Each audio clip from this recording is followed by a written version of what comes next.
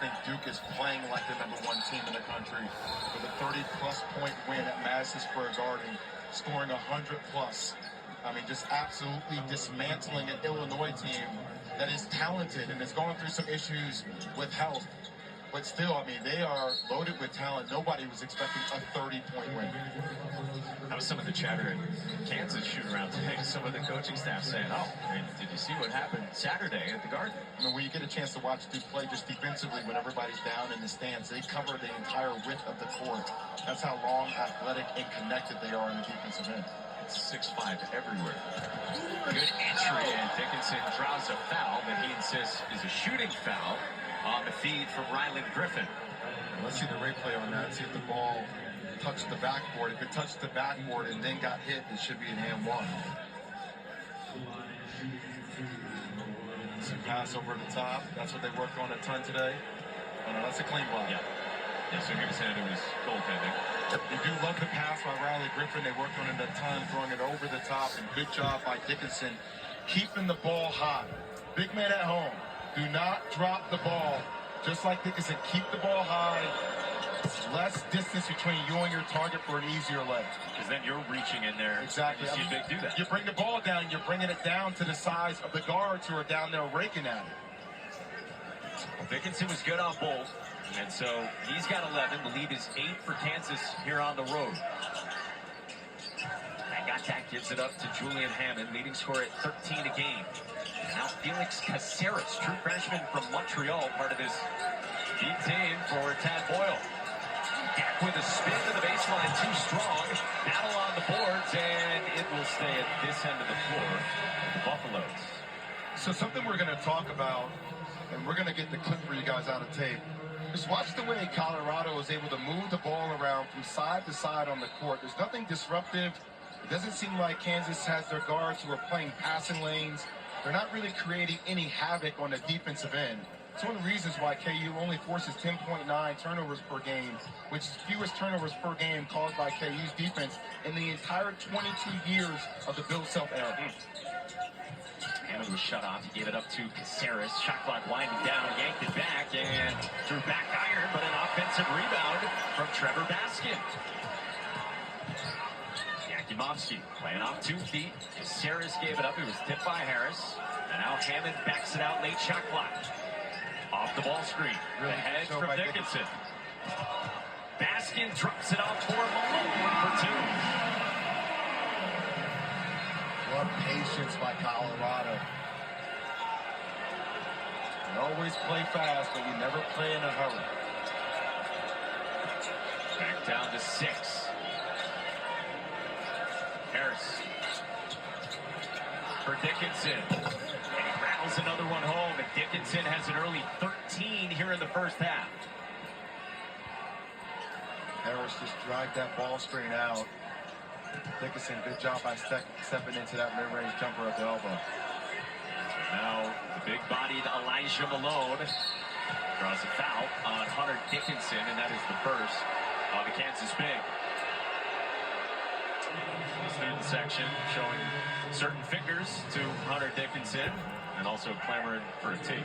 Well, we talked a lot about Hunter Dickinson and ball screens. Really good job getting out there and showing on the ball screen here. But that little bump right there by Malone was great just to throw him off bounds.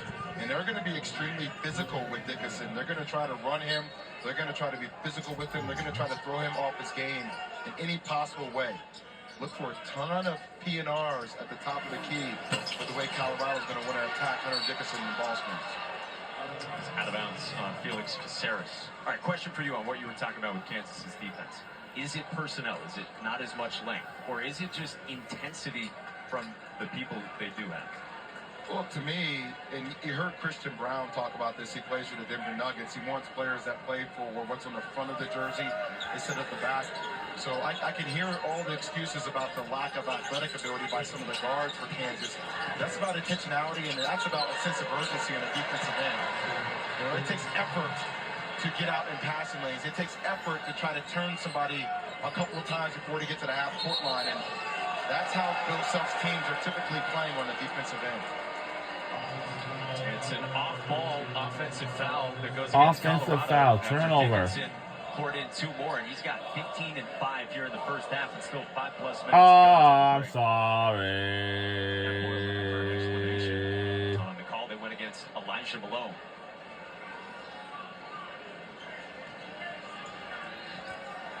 With the Martin at 10 here in the first half in Boulder.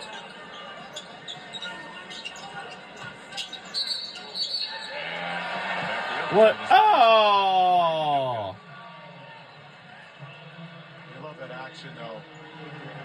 Trying to hit Coit on that flare screen, but Dunga just not being set, leaning into it. And 2 moving screens, back-to-back calls. You wanted catches by the refs. You wanted some rhythm in this game. How about you break down 2 off-ball offensive fouls? You excited about that? And just a little move there. I mean, look, my thing is the big has to be set. You're going to see in this flare screen right, like they're leaning into it. I don't know about that one. And there you have it. Colorado back with it. Trailing by 10. And Dak lost it. And it's a Buffalo's turnover. Turnover. Their 4th. And Dak with his sides, the ability to put the ball on the ground, has a little bit of a bowl feeling to him. I like it. The versatility, the skill set ultimately. Great upside for him. Much bigger role this year. Let's see. Oh. Bay. And Ruffin pulls down the rebound for Colorado. They lead by 10 points. The foul away from the ball goes on Zeke Mayo, who is jockeying with Sebastian Franchi, the freshman for CU. Well, like I said, I love the game plan by Tab Boyle in the first matchup. You know, considering they have the size advantage, a guy like Ron Cheek, 6'9", going against a guy like Zeke Mayo, 6'3.5". And that's the personnel matchups that you want that's NBA style play, right? Or if you have the size advantage, you just run him straight to the block and post up each and every possession. Again, Kansas win by 12, but a lot closer than that. Ruffin couldn't stick the 3. Another offensive rebound. Gets surrounded, and a held ball will keep it at this end of the floor with Colorado. Oh, wow. It was a pretty good showing by the Buffaloes in that one in Lawrence 13 days ago. Bill Self even said afterward, he said it was a W, but it was pretty bland. Said he had a Colorado player say to him in the handshake line, "We'll see you in 2 weeks." Here we go with the rematch in Boulder. That took a lot of superior confidence to say that out loud. Be careful what you ask for. Yeah. Malone. Blocked by Bidunga. It'll stay at this end of the floor. Griffin was out of bounds on the sideline. But Bidunga, such a shot-blocking force as a freshman, has 2 already here in the first half. I mean, think about these quick twitch fibers here to get up there and to block that shot. I mean, a season-high 16 rebounds in only 20 minutes against Oklahoma State the other night. Shot clock winding down on Ruffin. Couldn't muscle it in, and then it's a foul on Dak. Jockeying on the boards with Bidunga. Inside of 4 to go in this first half. Kansas and Colorado, the second time in 2 weeks, this time in Boulder.